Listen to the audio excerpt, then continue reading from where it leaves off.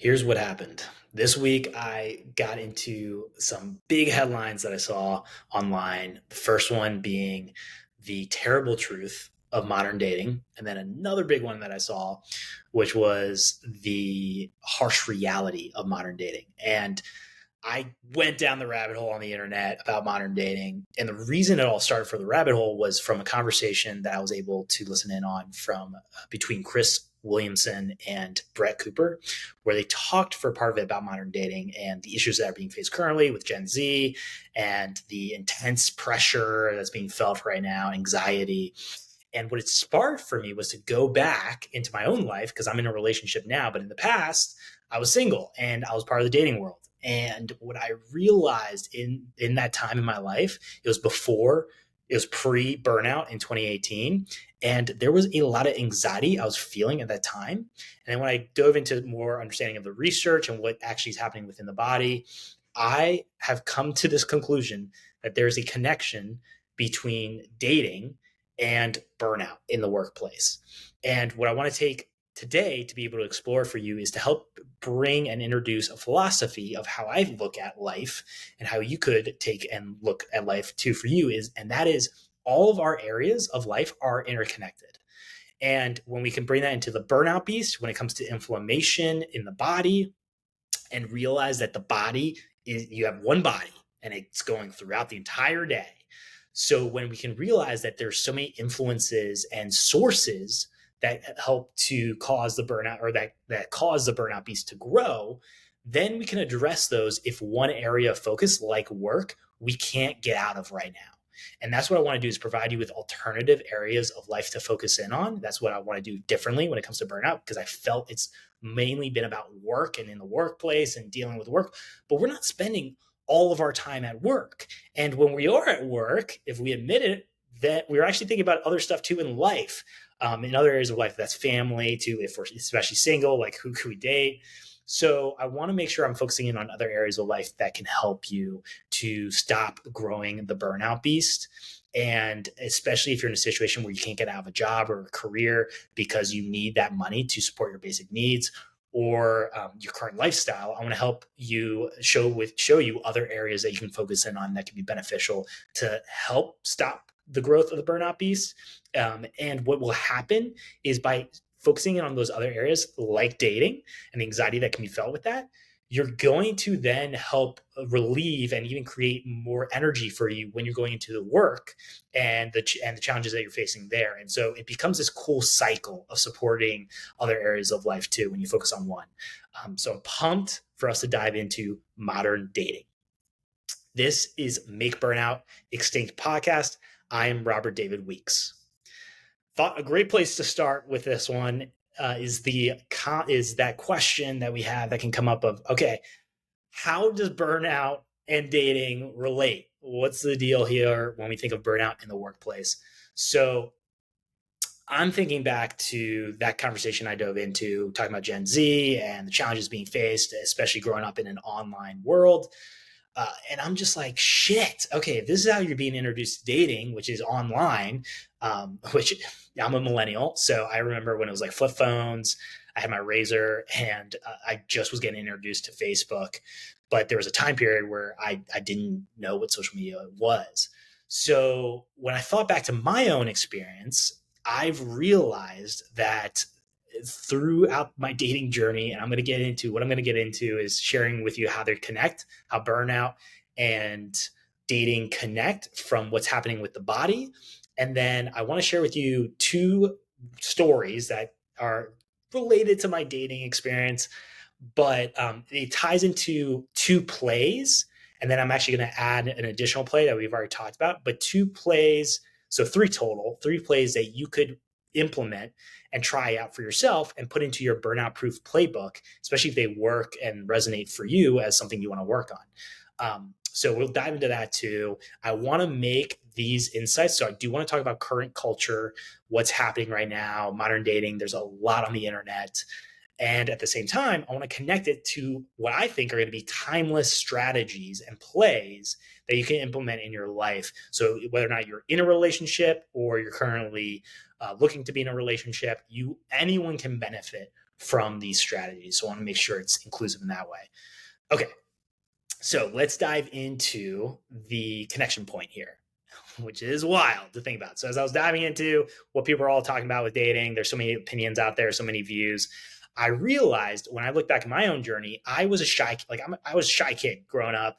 I really I was awkward. I always had the, this was funny, a little embarrassing, but I would have the armpit sweat whenever I'd even think about talking to a girl.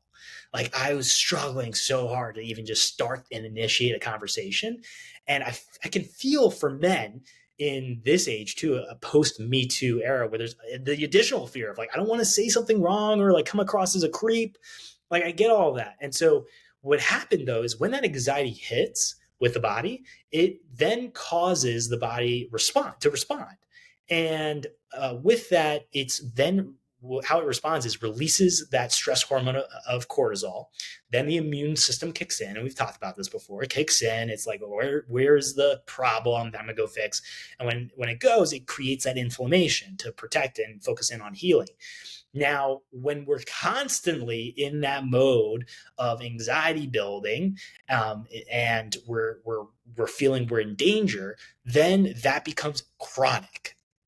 And the chronic inflammation and from the chronic stress leads into the chronic exhaustion, which is one of those red flags that we've talked about with watching out if we're going towards burnout. And when it comes to having those similar body responses, well, if we can work on this area of life, what's then going to happen is we're going to relieve anxiety and we're going to make life less miserable.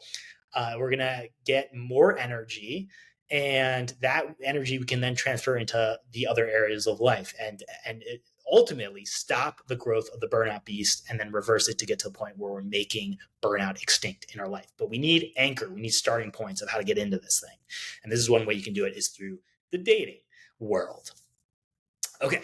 So getting into the internet, what I found, it was wild. I just want to highlight a few things of what the hell's going on so you understand. I get you if you're in it right now. I was looking through the manosphere for the guys and diving into the red pill. I'm just yeah, that is scary and ridiculous. As I was diving into that space.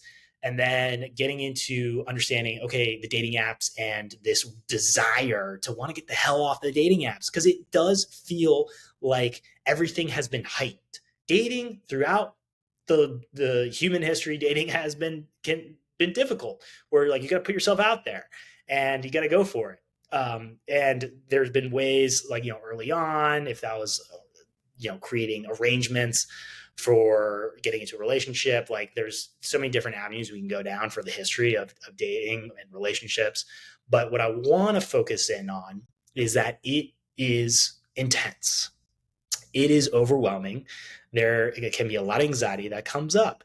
And especially in the digital space, everything gets heightened and maximized because comparison, I think about that, especially for girls, women, you are comparing yourself out there with the world, if that's through Instagram or other social media platforms, that can come up. And I think it's just important to acknowledge that I get you, that there is a lot of noise coming up there. And also I feel, because especially I think of Gen Z, coming into the workplace now, and I feel too there's a lot of fear about relationships in the workplace. I'm a big believer that is great to cultivate that as a culture of openness to that, because it's where you're spending a lot of time in person and you're seeing these people regularly. And so that helps with trust, to build trust rather than just a complete stranger. And that's usually how, it was done, was without the internet, you're just focused on your immediate environment and, being able to go to certain places. If that's, I'm thinking, your local gym, you're able to see these people consistently that you are attracted to, that you would want to connect with. And so it becomes a whole new game when the internet comes into play here. And I want to make sure that I highlight something really key with this, which is you can make a change. You can make a change. And I want to share with you some of the plays of how you can navigate this world a little bit better, because I feel I personally have the experience of going through the online space to be able to get into a relationship. That's how my partner and I met, was through Instagram, through my willingness to like send out direct messages. I was looking for friends. I was lonely at the time. I wanted to connect with other people that were in the same industry or same business, which is and being able to connect with them and be able to have a commonality there, just as friends, like not even thinking about relationship. But what happened was, it then, as we stayed connected and we were checking in with each other, it ended up turning into a beautiful and amazing relationship. And that's something that I think is really important to highlight. Relationships, they can be such a stable space, a space of safety, of security. And in this unstable world around us that we're living in constantly, and the internet amplifies, that is a beautiful gift that's worthwhile to move courageously into, of putting yourself out there, of being able to be genuine and vulnerable, and to continue on that journey. And so I want you to know, if you're on that journey listening in, there's hope for you. You got this. I'm in your corner of support. Okay, out of all that pep talk, I want to dive into the first play, and I want to provide context for you with that first play.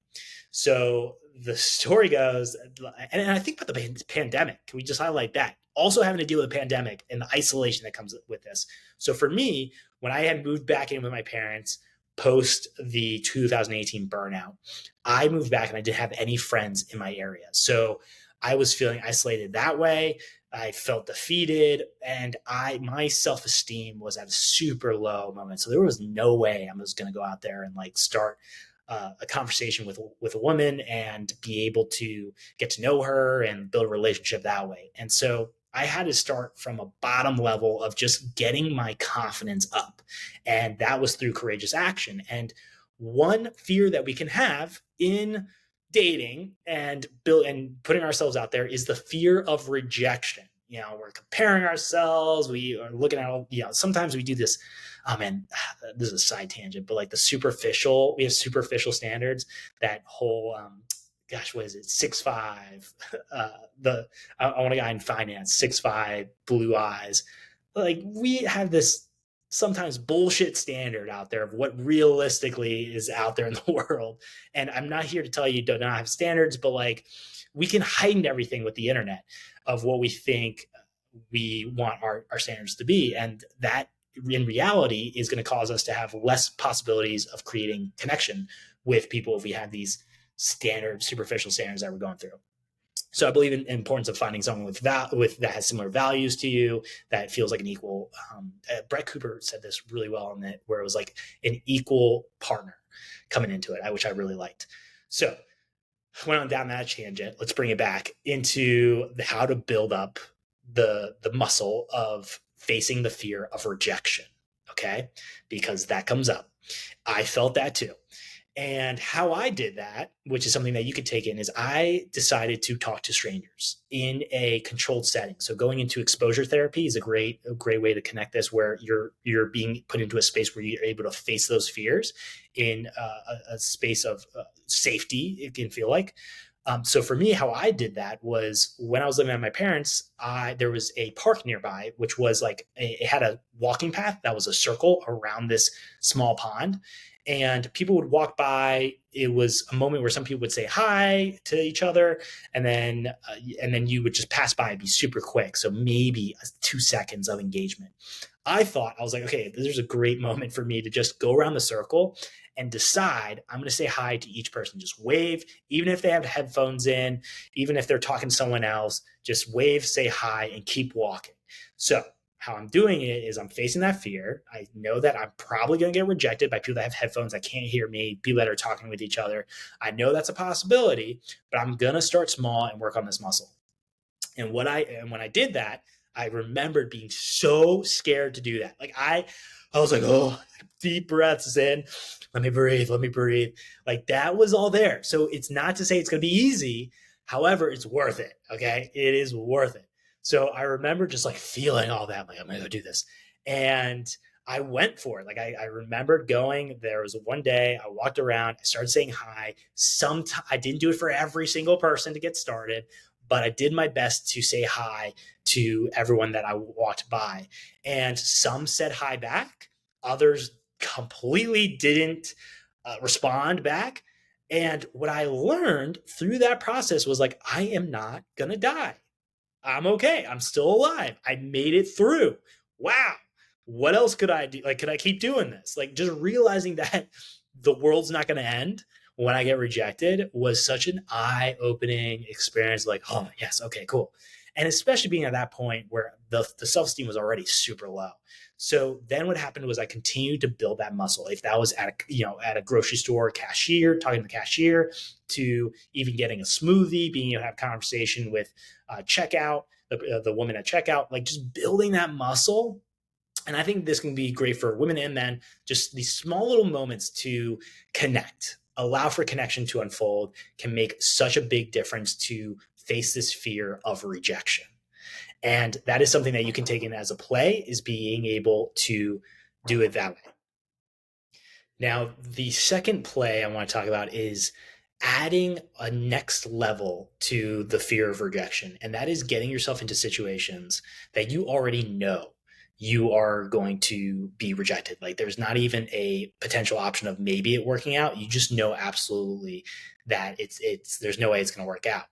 And what I mean by that, because when I talked about like going around that circle, the walking path, like there was a potential of it, someone saying hi and then someone not saying hi.